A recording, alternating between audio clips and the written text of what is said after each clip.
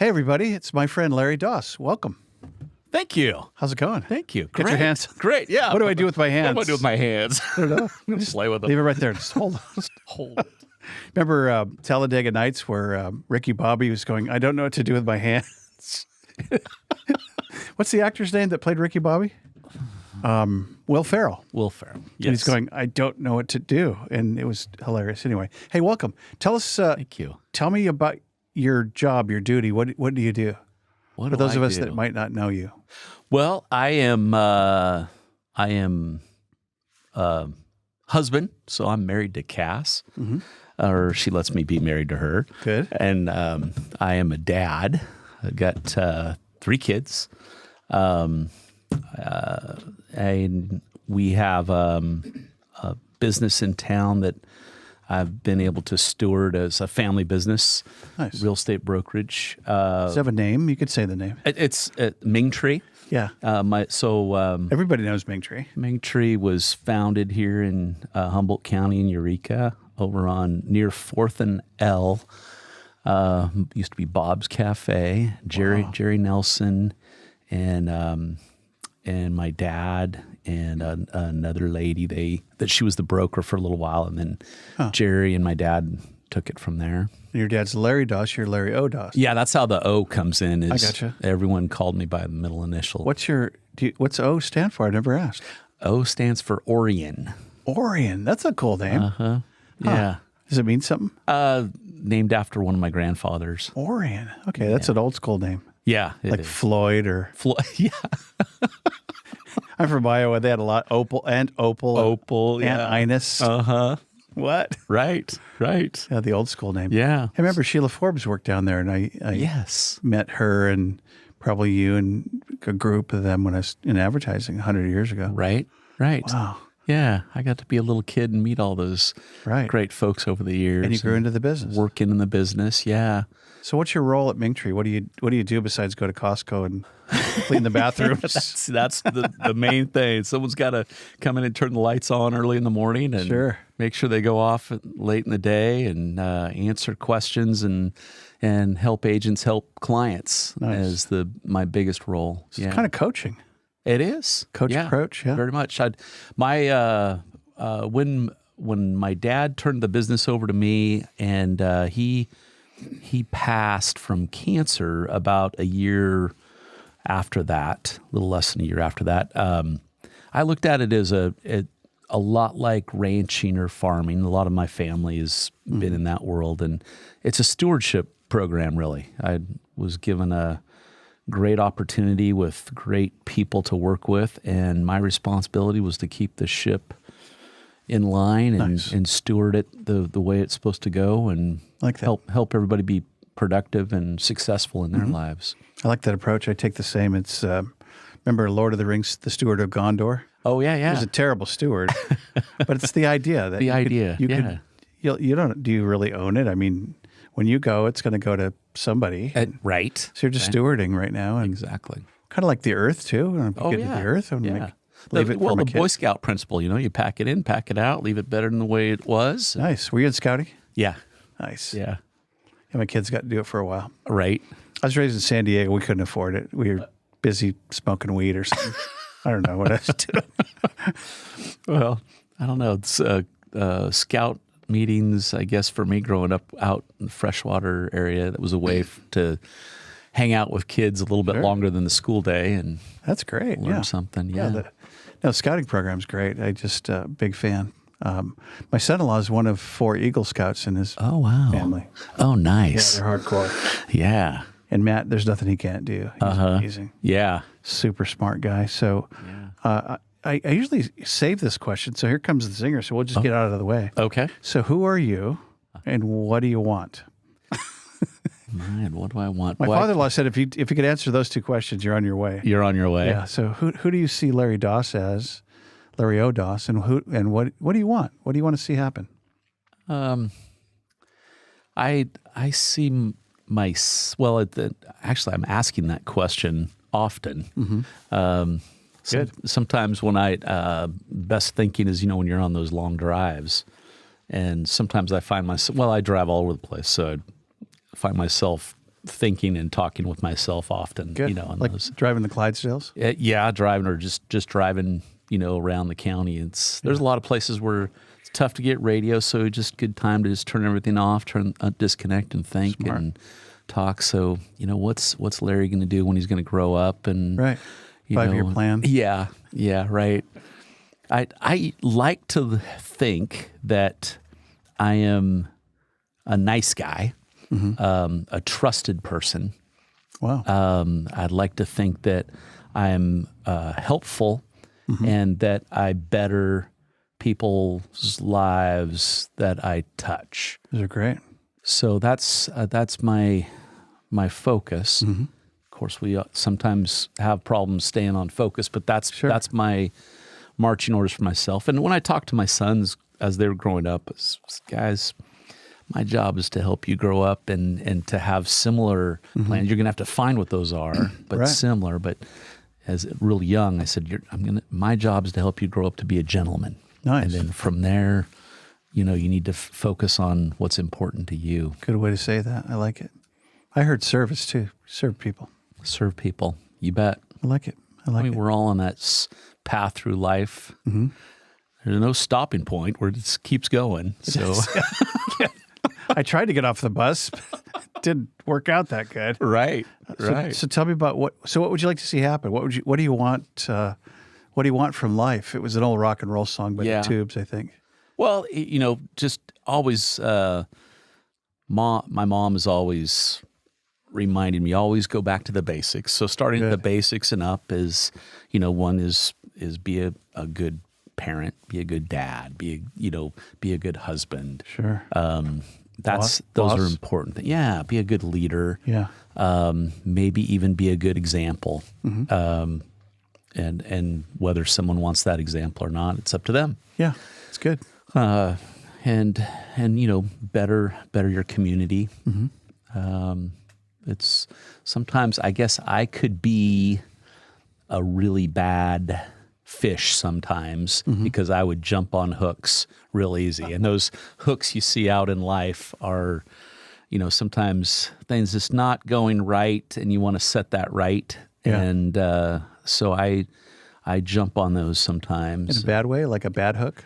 No, it could be, more of, I've always fought for the underdog. Okay. So whether that was the most profitable way for me to go or not, I don't think it was, but I've always just said, hey, that's not right. Or, you know, so that's one of those things, you know, if I think I count on myself that I am going to stop and help the ducklings across the street. That's cool. Or whatever that might be. Yeah. I read a story about a guy in an airport. All his friends rushed to get to the plane, but they knocked over the lady in her apple cart, and she was blind. Oh. And it was really, really neat. He's helping her, and he's putting everything back, and she goes, "Are you Jesus?" Oh. He goes, "No, far from it." She goes, "I'm pretty sure you're Jesus for me." Yeah. He missed his plane, and said it was the best thing he ever did. Yeah. Stop to help the ducklings. Yeah. So you're from Humboldt? Yes.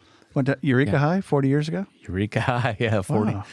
Yeah, 1984. What are you now, 39, 40 years old, 50? Right about there, yeah. So who was Larry Doss at 15? At 15, Did you play football? Played football. I pole vaulted at Eureka High.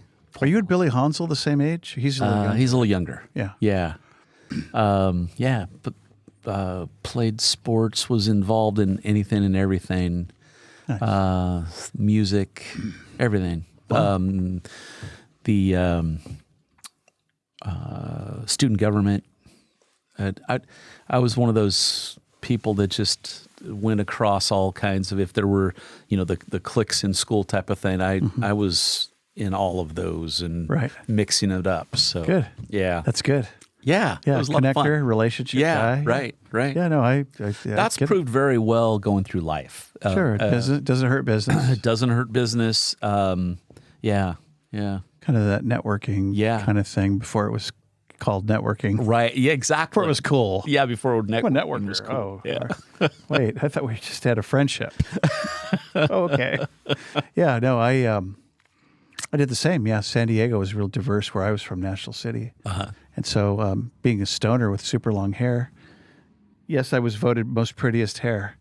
You can't really tell from there. People came up over the weekend, they go, at our reunion, they go, "Where's your hair? Weren't you voted for the guy with the hair?" I go, "Yeah, the kids and drugs. It was over." It's just like I lost all my hair. So 15, you're in high school. 20, did you go to Humboldt? I didn't. I went to College of the Redwoods, played football at College of Redwoods, which was a real fun experience. Met a lot of great friends from other local schools. Met some great coaches, and mentors there. Fred Whitmire, is that Fred Whitmire, nice man. Dave Banducci. Is he still living? Fred is, yes, yeah, great guy. Yeah. Tom Giacomini. Tom Giacomini had a class. Those were some great sports minds. Tom's big love is baseball, but he taught a class called football officiating. And I didn't realize that class was going to carry me even through to today. Because you officiate. This is my 32nd year. Like youth football or high school? Started off with youth football and did high school, did college. That's right. I've seen you suit up. Yeah. Yeah. I even had an invitation to do NFL at one time. And I just, hey, thanks. But it was cool to get the letter. That's cool. Remember Jim Turney? He was an NFL ref? Yes. Met him. He was a professional speaker. Oh, I bet. Yeah. And super nice guy. He endorsed my book. He read it. Yeah. He gave me an endorsement. It was really, what a great guy. Oh, yeah. I remember seeing him ref a Super Bowl. Uh-huh. So he was hardcore. Right. So ref school. Ref school, yeah. Yeah. There was, I don't know how he talked me into that class, but that was a great thing. I'm so glad he did. All those guys are kind of legendary. Oh, yeah. So did you meet Cass, your wife, there or in high school? No. After, actually after CR, I was prepared to go to Humboldt. And at the time, the family also had a moving company. Oh. And one of the drivers was killed in a hunting accident, and I had to go across the country and pick up his truck and continue his route, which kind of aced me out of school for that quarter. At that time, they did quarters, and then before that quarter was up, I had an opportunity to buy into the pizza business. We're getting to Tom's Sourdough Pizza. Yeah, Dad and Mom helped me, and we bought Tom Sourdough from Tom Farrell at the time. Was original Tom. Yeah. And then Babette bought it after that somehow? After we sold it, she bought into it. Yeah, a couple years I saw her a couple years ago. She's still around. Oh, yeah. Yeah. So her family. I know some of her family. Uh-huh. So how long did you run? How long were you in the pizza guy?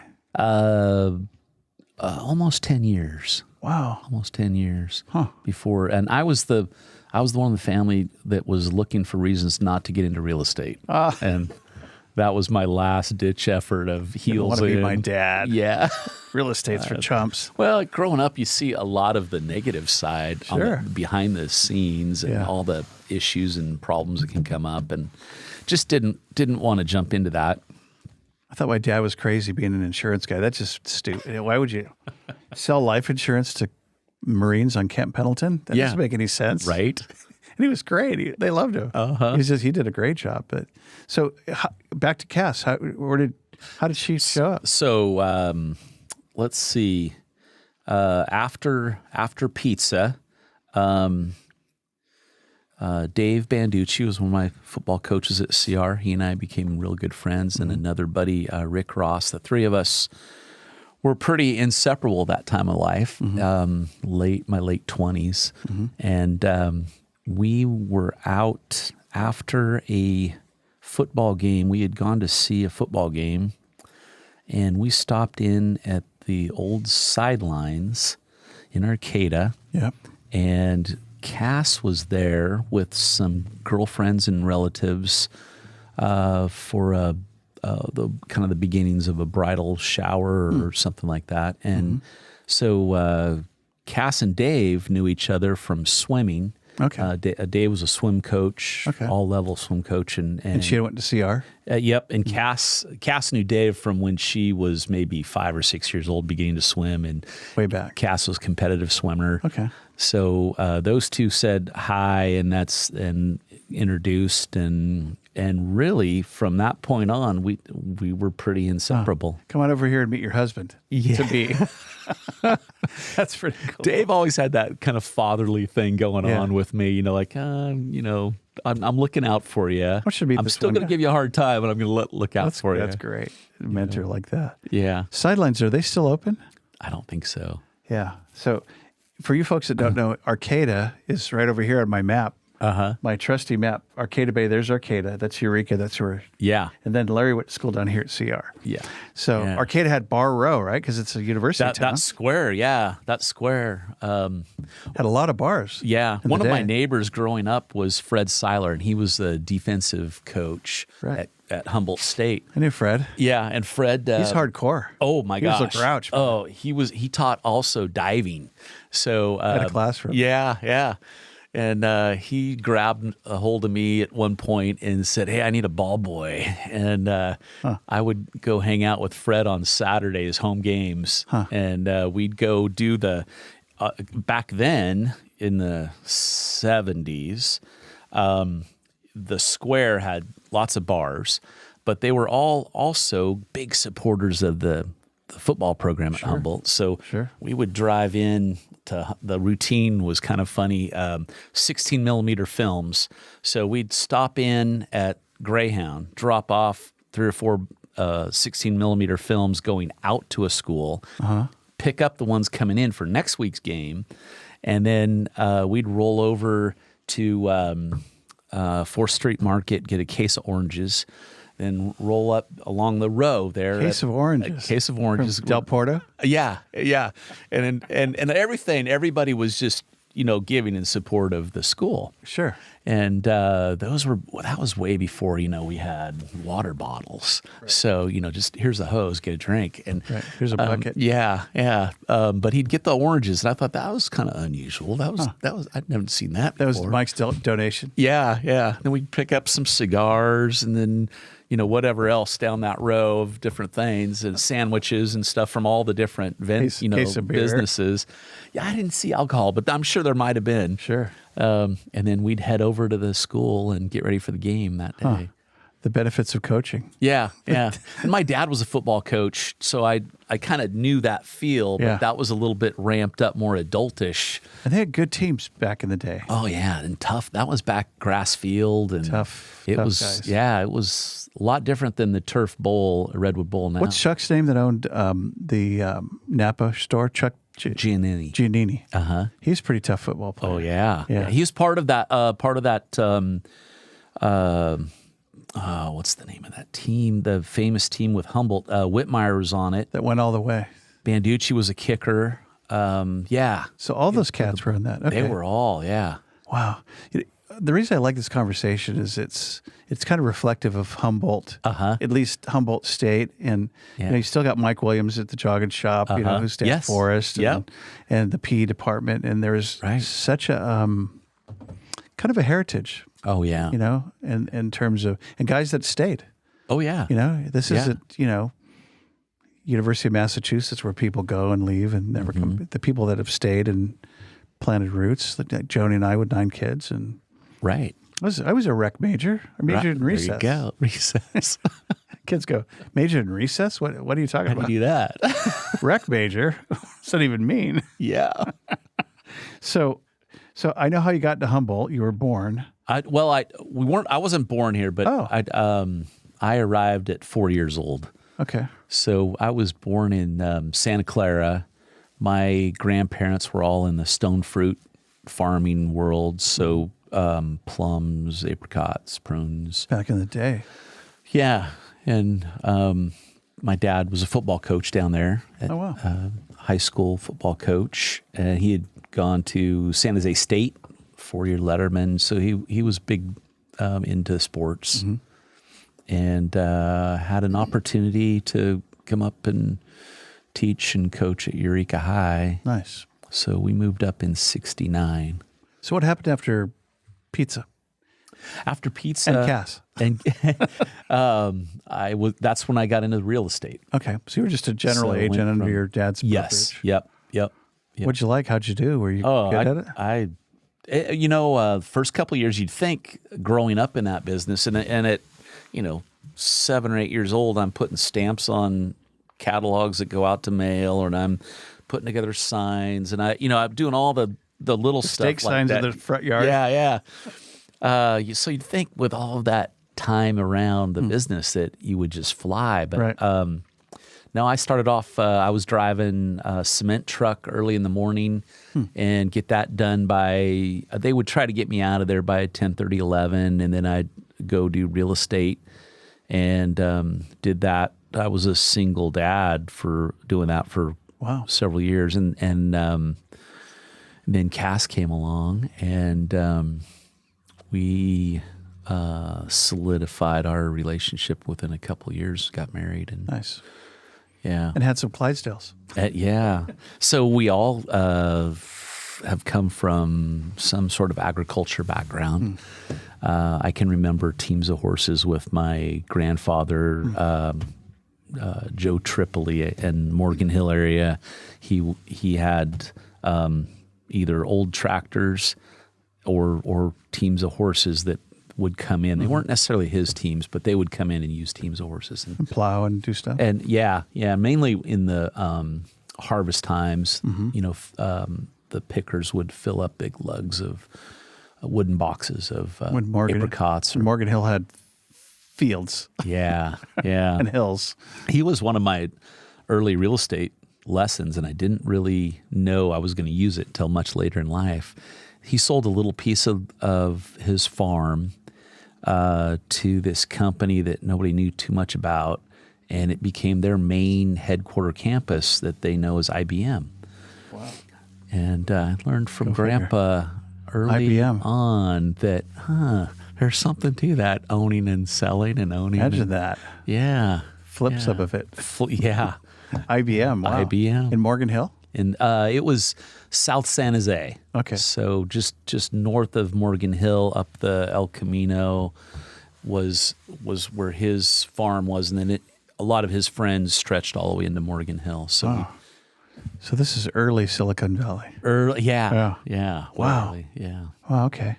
So let's flip it for a minute. So let's talk about Humboldt. Okay. You're a guy that born and bred, love Humboldt. What do you see as our challenges?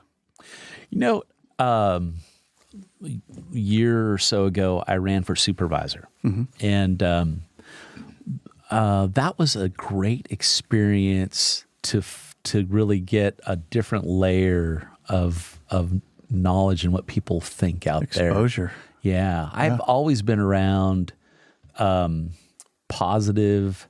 Let's do the best we can. Let's, it's a good thing to work hard and make a profit. I mean, we all try to. The profit is when you put a dime in your savings account. That's a profit. That's a profit. And I found a lot of people that were very put off by people that made money. Wow. Success, not such a nice thing. That was a surprise. That really confused me. Yeah. Because I really, my purpose of running at that time was, hey, there's a lot of things that aren't right. Like I told, we talked about earlier, is I will jump off the bus and, fix that, even though the plan was to stay on the bus and go further. It's hard for me to see things go afoul and not do something about it. So that was a surprising thing for me, is the need to not do your best or not provide the best. That's not a large segment of our population. I'm sure they were the ones that didn't vote for me, though. Sure. Well, people, yeah. I think there's a lot of coasters. Yeah. It's disappointing because I would assume otherwise. I totally assumed otherwise. Yeah. So that's a challenge to the county. That's a challenge because that is the focus. And I've sat on, most recently I sat on the Harbor Commission, being a harbor commissioner. And I found through there that the reputation of Humboldt Bay was a no. That no was the reputation around the world. The answer is no. The answer is no. Don't come here. Don't come here. Yeah. And you'll hate it. The weather's awful. It's an ugly fall day here today. Absolutely. Yeah, don't come. Don't look at the blue sky that's right there right now. Yeah. Yeah. And don't look at all the opportunity around a beautiful deep water port. That's the cleanest port in California. It's got the most eelgrass. 80% of the eelgrass in California grows in Humboldt Bay. Is that right? Which 80%? Which says that Humboldt Bay is clean. It's healthy. It's very healthy. Huh. It's really set up geographically to be a perfect bay for ecology and economy. The economy can work well with it, and the ecology can thrive. Yeah. So you're touching on something that's I find interesting because it goes back to all the old development stories. We could have had Hershey. Oh yeah, we could have had that. Walmart wanted to come and build a building. Home Depot, the whole the balloon project. Yes. That could have been, and it's like the answer is no, and furthermore, hell no. Yeah. It's like, so what do you suppose that comes from? Because there's certainly the blame of the good old boy network that keeps us small. There's also the ambivalence network. We don't care. Yeah. We're not going to start caring. Right. Let's keep it not in my backyard. So how do you, rather than feed you that answer, how do you see that play? Where does it stem from? I don't see the good old boy network as really being a network much anymore. Not really. The network that I see as being very powerful is the No Network. The No Network. Yeah, and they have figured out. I mean, we have I don't know what the exact number is, but we've got a ton of nonprofits here. Yeah, we do. And bless them all. There's a lot of them that are on great missions, but there's several that their mission is to say no. Wow. And hide behind a grandiose name and facade. So to keep us small and thinking. Yeah. The most people that I've run into too, even politicians that are the no folks, are not born and raised here. Right. I would say a very high percentage of folks that are born and raised here are a little disgusted about the no. Right. And for some reason, there's this feeling of you come in from out of the area, you know better. And of course you do. I've gone to Humboldt. I took a class. Right. I know things. Yeah, I'm from San Diego. I got it. Yeah. I got this. And you guys are doing this all wrong. Let me show you how to do this. And that attitude ends up being that no network. Right. It's funny because a lot of the no folks, if I were to categorize, are those who should be curious. Exactly. And let's find out, as a parent, I want to say yes. Yeah. Hey, Dad, can I do this thing? Well, tell me a little bit more about it. Mm-hmm. No. Then I can say no. Right. But nobody even got curious with some of the things that have come forward. Yeah. So I guess we've said yes to a few things like the offshore wind. Some of the good old boy stuff that were the no's that I look back and in Humboldt history, the railroad. So initially, the railroad was supposed to go from Humboldt Bay east over towards the Red Bluff area. Mm-hmm. That is the path that was designed and surveyed. 36 out that way. And it was some place that direction it was going to go. And what happens is the San Francisco earthquake. And so the market demanded our timber companies up here were like, well, the direct route to the market that needs the most wood is there. Mm-hmm. So let's try to follow in those terms in those days, the river valley, find those low spots and let's get it to San Francisco as fast as possible. Along the Eel River. Yeah. And then there's a lot of games in the rail world back then too of who owns what and, sure. who's so that was one that unfortunately it didn't go east. That's a good, yeah. If it had gone east, we would have been a very balanced community. Yeah. The success in the economy of our county is important because it brings in the necessary services. You know, I hear a lot about, we need living wage. Mm-hmm.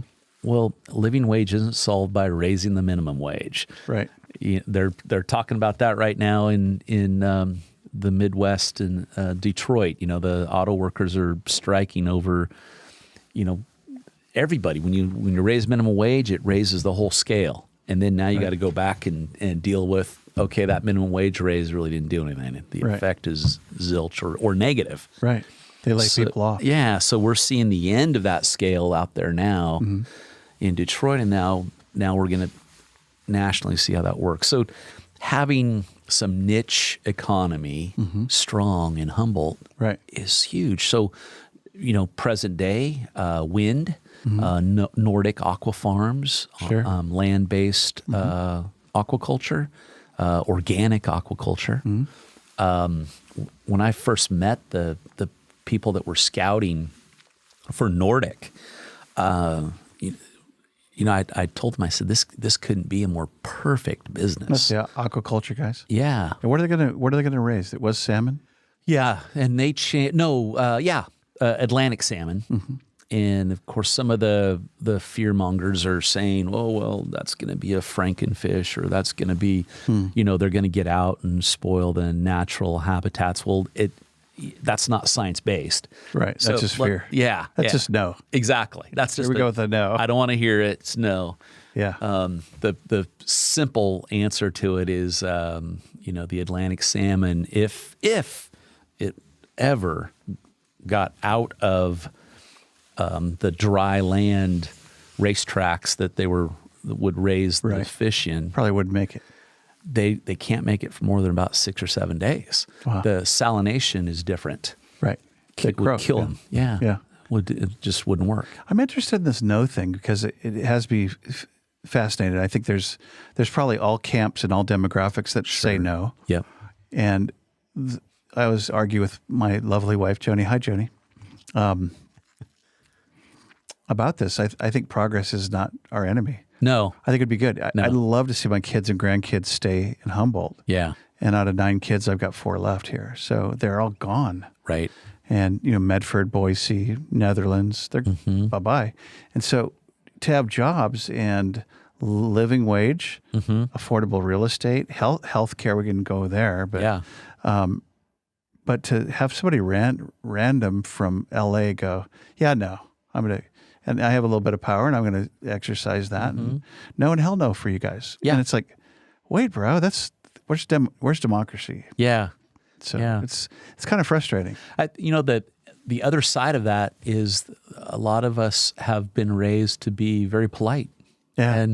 And if we don't agree, sometimes we're quiet.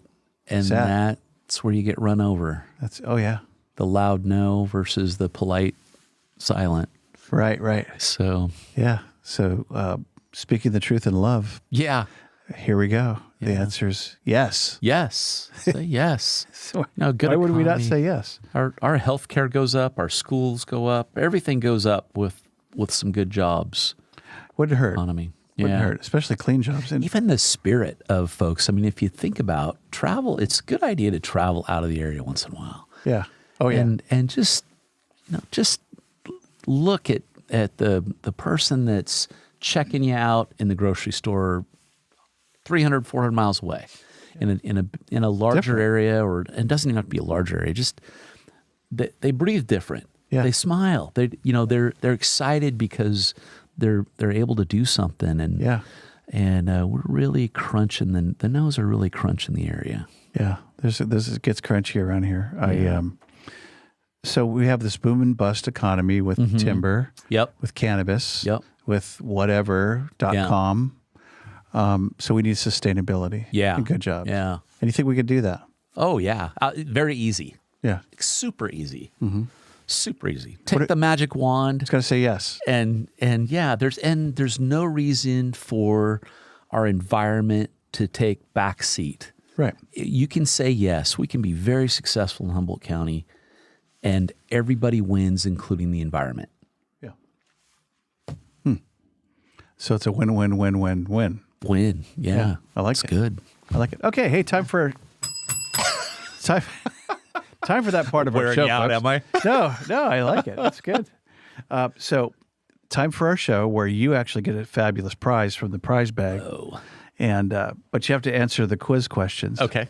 So, Nick, you got those ready? He doesn't. He probably does, but I'll ask. So, where do you eat out tonight? You and Cass have $500 to go eat somewhere. Where do you go? 200. Oh gosh, we have some great restaurants. That's the one thing. We have a lot of art and a lot of great. You probably have restaurant clients, so it's almost. I don't want to be. You know what? Well, relatives too, but the waterfront, the cafe waterfront, First and F in Old Town. Ben. Yeah. Yeah. Ben and Leslie and They do my a good aunt job. Diane. Oh, Diane? Before it was, that's my aunt, my dad's sister. That's such a great restaurant. Yeah. Waterfront's love great. And you know what? You never eat off the menu. Right. Always look at the special board. Right. Oh, Right. the creativity is awesome. Oh, yeah, they do. And the view is right there on the waterfront. Yeah. But then you know, around the corner you've got Sea Grill and we love Bayfront. what Topping up. Cass would say bar food, but it's, Lost Coast Brewery. Yeah. Oh my gosh. Delicious. Go Yeah. sink your teeth into some of those wings. Yeah. Oh man, I'm getting hungry now. All over Wow. the Seamus and oh man, Not those that far away. sliders they have. Pretty good. Oh yeah. Yeah. Yeah. I They're, ate Seamus for a while. They should probably try that. yeah. Yeah. I had a Chris there. Yeah. He's a great guy. Yes, he is. So, question number 2. Okay. Where do you go for coffee? All of them. I'm the guy that, I just want a regular Black cup coffee? of Joe. Yeah, I don't want the Appalata, creamus, whatever. Just give me a black coffee. I'm good. Somebody goes, I was behind somebody or they were behind me and I ordered a decaf mocha. And she goes, hey, gutless wonder, huh? Yeah, I guess I was. I'll take a mocha once in a while if I'm like my fuel level is feeling low. Right, just get a little chocolate going in Yeah. there. So you have an afternoon to do whatever you want to do in Humboldt. Where do you go? And who with? I'm gonna see what Cass is doing, and let's go hitch the horses up, babe. Nice. Yeah, We're going to talk about the horses next. I love that. Yeah, that's therapy. Or go see the cows. Go feed the cows. Go check fences. This is all up in Oric. That's heaven. Yeah. Yeah. Nice. So what do you like most about Humboldt? Okay, the people, the spirit of Humboldt, the true spirit of Humboldt. Wow. is Well stated. is big. Yeah. And to me, It's unique, right? it goes back to like John Wayne-ish. It's gritty. Yeah. You think about the people that the families that have stuck it out here and have made Humboldt, and looking at we take a lot of things for granted. Moving around the county, they didn't have paved roads here 100 years ago. Right. They didn't. In most cases, you didn't have a wagon. You had a mule if you were lucky to pack goods. It was tough territory to live in. It wasn't 5 hours to San Francisco. Yeah, these big giant redwoods were kind of hard to get around. Right. Even tougher to mill. Yeah. Oh yeah. Yeah. You look at that. I mean, things weren't done perfectly, but still, talk about some grit. Yeah. Yeah. Tough. I remember Rocky, the barber down on F Street, has been my barber forever, and Rocky was telling me the other day about old tree faller that was telling him, hey, Rocky, I can remember standing right out here in the street and looking in towards Old Town. Of course, we didn't call it Old Town then. That was downtown. Right. That was downtown. Right. He said, this town did not sleep. It had probably 100 bars. It's rock and roll all the time. You came in with your crew, and then you left with your crew, but for a couple days you had off. Wow. You bar hopped, and there was 100 bars down there. Go figure. All over. It was loud. It was a Las Vegas. Yeah. There. It was how they rolled back All then. different. Yeah. But that was a dirt street. Right. They It was rough. yeah. They came with a pocket full of money, a bunch of sailors. Exactly. Yeah. Yeah. Yeah. Sailors, loggers, Worked hard for that money. ranchers. Yeah. Yeah. All mixing in there. Yeah. Gritty. That's a great way to say it. Because I think of the Hunt family or the Millers in McKinleyville or Russes. There's Russes. tons. There's tons of Ferndale. Rice. Yeah, lots of old families. Yeah, and rancher families like way back in. I don't even know who they are, but not easy. Not easy. Yeah. Yeah. I miss the ocean when I'm, as far as terrain. Yeah. The ocean, the trees. Mm-hmm. Is your ranch close to the ocean in Oric? We are, yes. Or do you have actually beachfront? Well, we don't have beachfront, but we see the ocean. You can see it there. It's just right, yeah. So tell us about Oric. So Oric is kind of a product of a big no, which was we're going to cancel logging. Or the timber industry in great part. Back in the 60s. For a lot of reasons. Yeah. But Oric, to me, is an example every time Joni and I drive through to go for a hike at Lady Bird Johnson. Or Right. Let me show you where that is real quick. It's over there. So what we do is right on. Nick's tired of that joke. It's right in there. Look right there. So I'm always sad because I go through Oric and it's just bereft. And Redwood National Park is the most underutilized national park in the system. It is. Oh, and it should have hotels and casinos and there should be, restaurants and coffee, and there's you don't you don't have that many shops. No, and it's dwindling less and less of an opportunity. Yeah. And so I kind of make segue to that no and what happened to Oric and it trickles down to the kids and the grandkids and the poverty mentality and lack of services. Yeah, and crime and drugs and sex, drugs, and rock and roll. And here we go. Yeah. But you have a ranch there. Yes. And you have Clydesdales. Is that where you keep your horses? And they're not Clydes. They're Shires. Shires. Which are cousins to the Clydes. Okay. Clydes are from Scotland. Shires are from England. Gotcha. So, yeah. Man, I feel super ignorant right now. No, you wouldn't know. Yeah. Are they the same size? Yeah, pretty much. You just wouldn't know looking at them. In fact, honestly, Budweiser has a few Shires in their Clydesdale. Sneak them in there? Yeah, they sneak them in. Super Bowl horses that are talking at the fence to the dog. Yeah. So most people would not know. Right. Yeah. Okay. So what do you like about ranching? Tell us about the ranch. How'd you get into it? What top 3 takeaways? Tell us the ranch part of your life. Ranch part of our life. We ended up in Oric, about 20 or so years ago. Mm-hmm. And real estate brought us up there. I drug Cass along with me and our little daughter, who was probably less than a month old. Wow.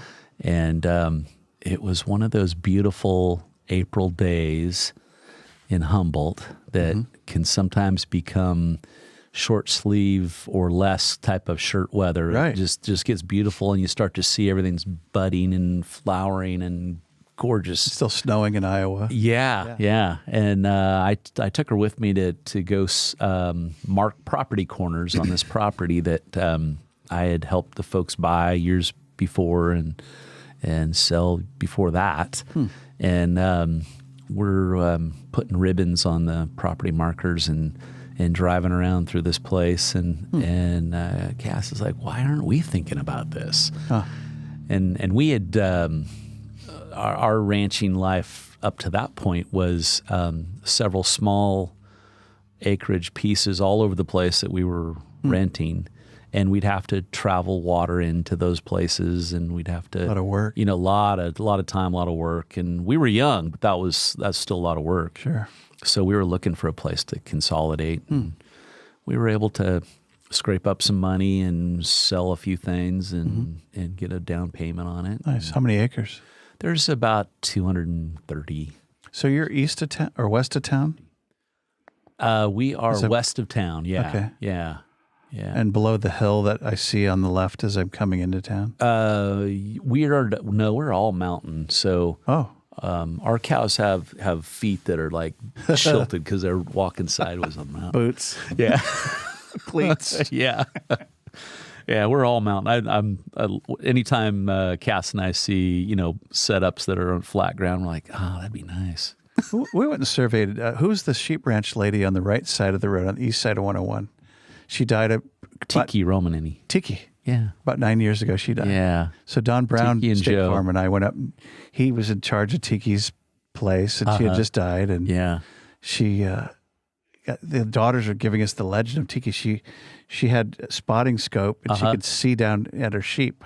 Oh, okay. And if she saw critters, Yeah, coyote or something. she would come at you, bro. Yeah. Yeah, tough lady. Oh, what a wonderful person, though. What a grit thing. Right? Oh, yeah, yeah. So she was special. Tiki, she was a rodeo queen. I saw a poster of her. Of course she was. And way back, and Joe, I don't know the story between the two of them, but Joe found her, and they became the Romanennies and brought her up to Oric, I think from southern Humboldt, I believe.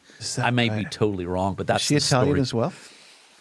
I don't know. Is Romanini Italian? Oh, yeah, Romanini is, yeah. No, it's Polish. But she's one of the things that she was famous for. She did so much for that community, but she was a heck of a baker. Made candy, cookies, all kinds of stuff. Her pickles, unbelievable pickles. Really? Pickles that's a whole thing. We do fundraiser auctions, in Oric for the school or something going on Rodeo. in the community. Yeah. And sometimes her jars of pickles would go $100 or, lots and lots of dollars. Yeah. Wow. You wanted those pickles. But one of the things that was good about, you brought the story up about the critters and coming after her sheep. If you took out a predator, Tiki would remember you at Christmas time. You get a plate of cookies and candy. Special prize involved. Special prize involved. That's right. Don't forget your prize. By the way, I have your prize. Don't let me Parting gift here. Yeah. Plate of cookies. And if you took out two, you're in the money. Was she involved in the Oric Rodeo too? She was, And that's still going. It's a going rodeo. Still going, yeah. Do you guys bring the horses to that? Sometimes. We haven't for a few years, but sometimes. It's great as far as your seat. You're sitting right on the rodeo. I mean, you're sitting right on the ground and with the bulls and the bears and everything. So that's your safe spot. When you go up there, that's therapy, the ranch. Oh, yeah. Yeah. Is it? Yeah. So tell us about the horse. How'd you get into the Shires? And you compete with them or show them? We do, yeah. In fact, just got back from a yearly show we go to that's over in Grass Valley. Grass Valley? Yeah, yeah. Is it the fairgrounds? It is. Nevada County Fairgrounds. Yeah. It's a beautiful place. Huh. Beautiful. And it's the nice tall pines, and they've situated everything. They even situate, the Ferris wheel might be between a couple big trees or whatever. That's neat. Yeah, it's pretty cool. That's the old gold country, yeah. It is, yeah.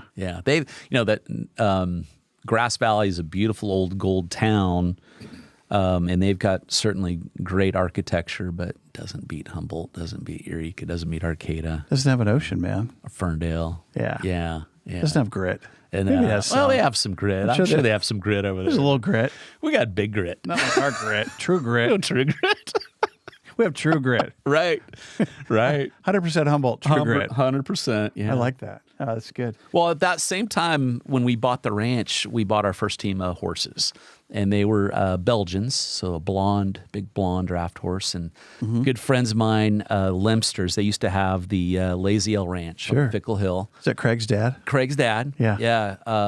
Craig's cool. He plays Glenn Campbell. Oh, yeah. Like nobody. Oh, amazing. He knows the daughter. Amazing. Yeah. Craig's a nice guy. He's got a great song that he wrote, original, about Humboldt and Humboldt Bay. Oh, really? You ever get him to come in and perform it? It's a treasure. Yeah. It's super. Yeah. Nice guy. It's such a great song. Brings a tear to your eye of what he sings about for Humboldt. I haven't seen him in a few years. Yeah. He's still around. He is. Yep. Yeah. Up at Specialty Foreign-Auto. Especially Foreign-Auto, McKinleyville, California. It's right there on the map. It's right there. It's all right there. A lot of grit right there. Right there. The grit map. It's a grit map. So he used to work on all the Hollywood Redondo Beach guys' sports cars. Yeah. So who's the guy I'm thinking about? Chuck Norris. Chuck Norris. He used to work with Chuck Norris, did movies with Chuck Norris. Yeah. He was I think Craig was number 2 in the kickboxing. Oh, really? Not 100% kickboxing. I forget what the He was a discipline martial is. arts guy. That's right. Yes. Yeah. That's true. Yeah. Yeah. Yeah. No, he's nobody's into Glenn Campbell more than our brother. He's so great. He and I officiated football together, college football together. And he went on, did Division 1. Oh, really? Even. And we've been in some tight spots on the field a few times. And one time we just felt like, hell was raining down on us. With, Really? Fans or players or both? Coaches and the whole, everything. Everybody was trying to be hard about it, all night long.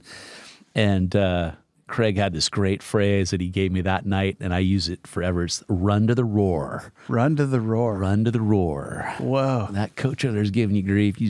Larry, you just ran to the roar. You did great, man. Wow. Ran to the roar. He always gets the compliments out of it. Does that mean like go to the... Don't run away. Go at it. Go at him. the problem. Go deal with it. That's good, man. Don't kind of like go after it while it's still warm. Mental toughness, man. Yeah. Don't let that thing fester and go into cancer. Oh yeah. Deal with it right there. Thanks. It's taken care of. That speaks to me. I have a phone call to make right now. It's a roar. I gotta go. I gotta run to the roar. I think I will actually. Thank you. That's good. Well, getting back to the Shires, we bought this team when our daughter was a month old, and we ran those guys for several years, and they were a little bit greenish, so they taught us a lot about how to sharpen up our game. How many horses is that? That's 2. You got 2? Team of 2. And then when those 2 horses were retired out, we retired them up on the ranch, and their job was to protect the ranch. They did. For some reason, elk don't like the draft horses. So, interesting. So elk that was their retirement job. And the elk, they'll screw up your property, right? Oh yeah. And you're right in elk country. Oh yeah. So when those 2 retired, we were at a fundraiser dinner, and Cass was like, "Oh, Larry, it was one of those seasons where we're at 3 dinners a week, and she was like, man, I got to just kind of check out for a few minutes." So she sat down at our table and she grabbed my phone and she's looking around and she finds these look what I found. 2 horses in Pennsylvania, and then she finds this cool wagon. And she said, "Hey, we just changed the colors of the company to black and red, and look, these are black and white horses and a red wagon. What do you think?" Boom. She said, "Don't buy anything at this auction tonight. We just, Save I it. think Save the 10 grand. Target here." 20 or 30 grand. Oh, no, they were somewhat retired horses. They were 10 years old, 10 and 11 years old. Just trailered back and Trigger and King. And they got picked up by a service that moves horses around. And that was our only experience hiring somebody to move horses around the country. And I thought, oh my gosh, that sounds so complicated. But they made us grow and learn. And now you have open trailers, the window. right? And, oh yeah. Where was the cart or the wagon was in Michigan. And I met Cass and I met the neighbor of where the wagon was. It was all out in farming country.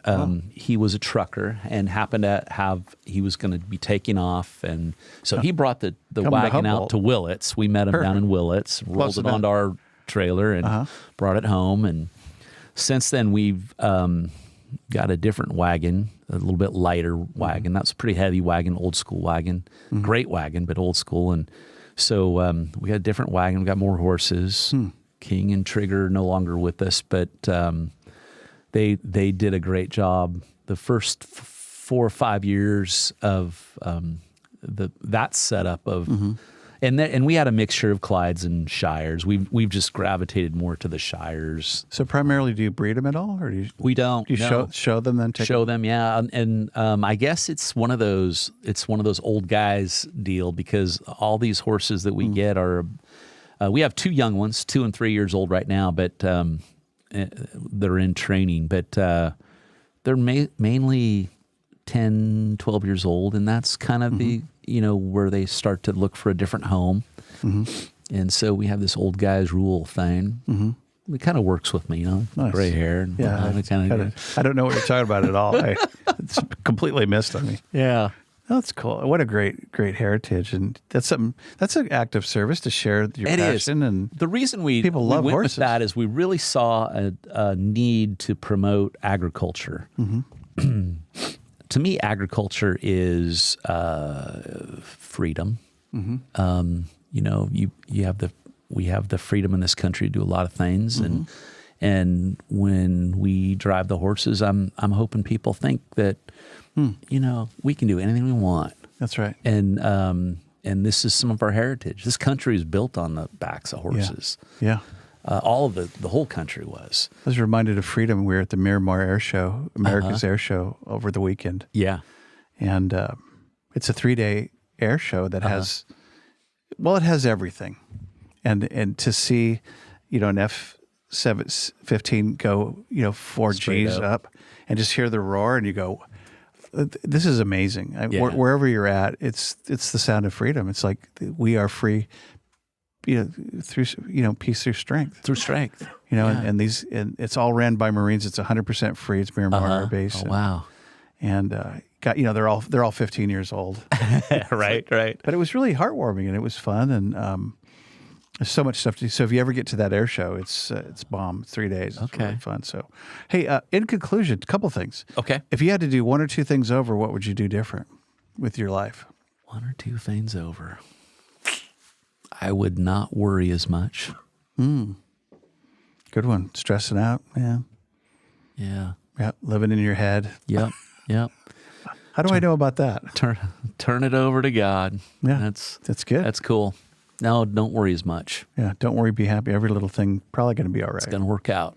Yeah. Seems to. Yeah. Except for that one today that looks so hard. So there's that one that looks horrible. Right. Yeah. Cool. So on your, what do you want to be remembered for? Probably kind of how we started talking about, what's my daily charge? Mm-hmm. Good guy, gentleman, professional, helpful, trusted, contributed, trusted. It's good. Yeah. Hear integrity in that. Yeah. Faithful and serving other people. I ask this frequently. What's that say on Larry's tombstone? Well, hopefully I spell my name right. Phone number, email address, website. Sorry. No forwarding calls. No forwarding calls, please. You stopped taking calls. Yeah. Well, cool. Any parting shots? Anything you want to talk about before you go? No, this was a lot of fun. This is a great place. Great spot. This is a great space. Nick is amazing and just a good guy. And this is fun. And, it's a great reminder in life just to have these kind of conversations. Yeah. I think I have these deeper conversations with you, Scott, and I should have them with other people. Well, you got a couple topics now. Yeah. Got the no guy culture I agree. There's the grit. Mm-hmm. There's grit here. There is. And that's what makes us really iconoclastic and unique. And and I think you grabbed some of that, and there's the spirit of the area, the spirit of the people. Mm-hmm. The land is of course unique. Yeah, world class. Absolutely. My kids all come back and they go, "Hey, the air quality. I can breathe here. Smell the ocean." I go, "Yeah, right. I do every day. Thank you for reminding me." Thanks for reminding me. Yeah, that's good. So, no, thanks for coming. Appreciate you and our friendship, and look to hear more from you. Great. All right. Anything else? Hey, take care. There it is. You take care. Thanks, Larry. Bye.